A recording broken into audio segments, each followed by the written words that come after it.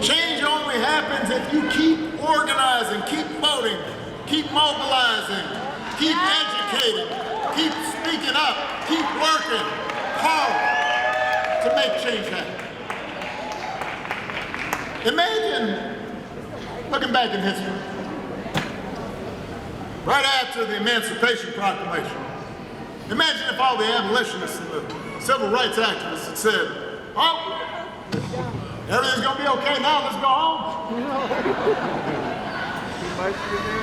Imagine if, after some women, not all women, but some women, got the right to vote, organizers said, oh, all right, I got mine. We're all equal now. Our work is done here. Imagine where we would be. If we want real progress, if we want lasting progress, we can't be satisfied with one victory because victories are always incomplete. History doesn't just move in a straight line, it moves sideways, sometimes it moves backwards. Yeah. When we're not vigilant, when we're not working. So we can't allow ourselves to get tired. We need sustained effort. And by the way, not just on election day, but every day in between. Yeah. And when I think about that vigilance, when I think about that stick-to-itness, when I think about finishing the job, there are a couple people that come to mind. The first is Georgia's own, my friend John Lewis.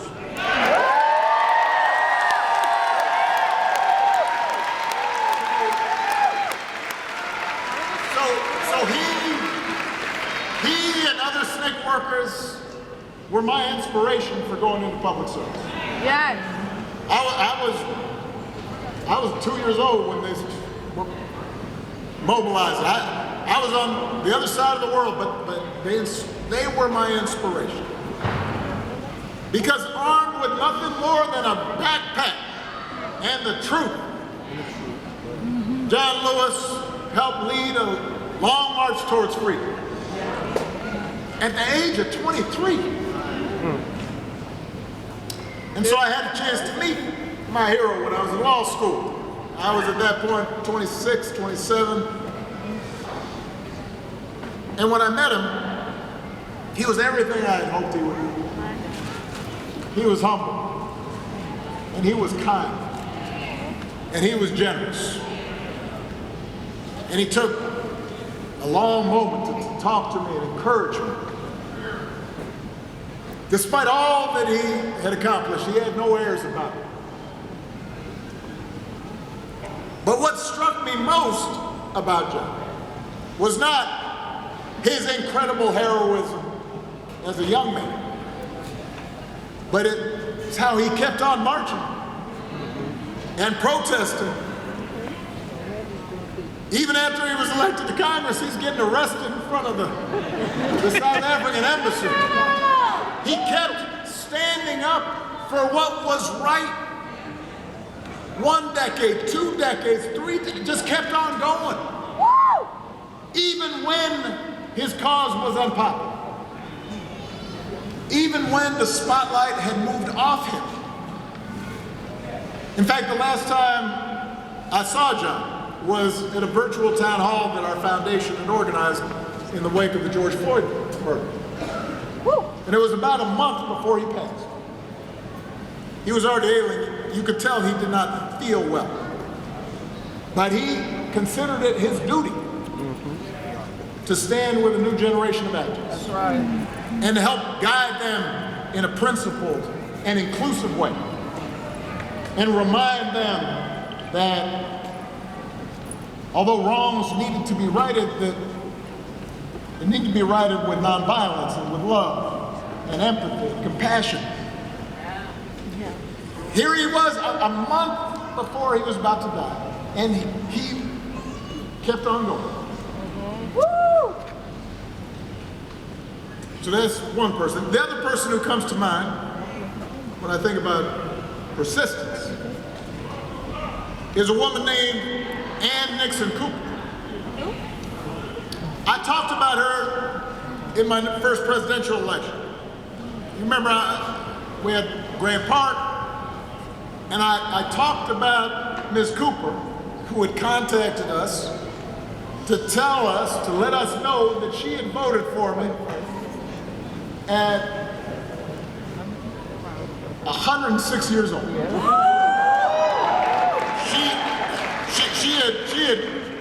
She figured out, no, I'm gonna cast this vote.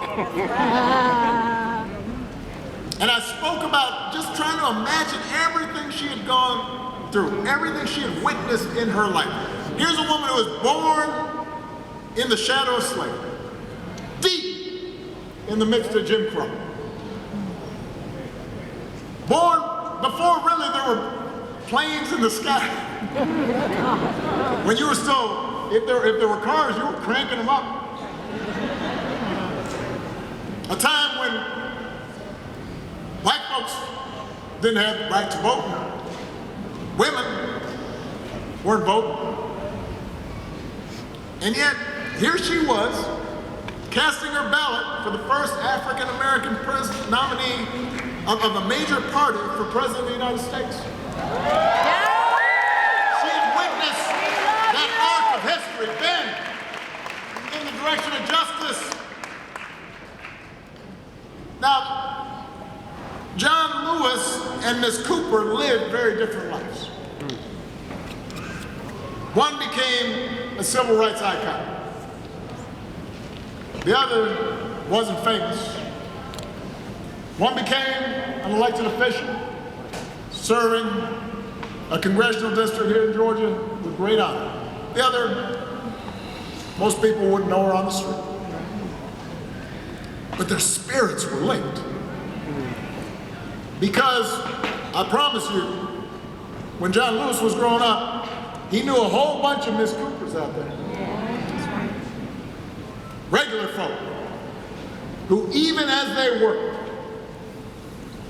even as they raised families, even as they contributed to their communities, despite unspeakable barriers and discrimination and disappointment, despite everything they were going through just to make ends meet, kept at it. Because of Miss Cooper's generation, a foundation was laid. Her generation passed on the grace and the courage that allowed John Lewis to do what he was able to do. That was the foundation of the modern civil rights movement. All those folks who didn't get tired. Maids and Pullman porters and sharecroppers, working every single day with the possibility that things might get better. And that was John's inheritance. And then he set an example that I would follow, and Reverend Warnock would follow. And I always thought to myself, if Miss Cooper didn't get tired, then I can't be tired. And John Lewis, even in his 70s, wasn't tired. I got no excuses, I can't be tired. And if I'm not tired, you can't be tired. If the men and women who had to endure the sting of discrimination, the smack of belly clubs, weren't tired. If the folks who had to fight those early fights, those were the tough fights for union rights and voting rights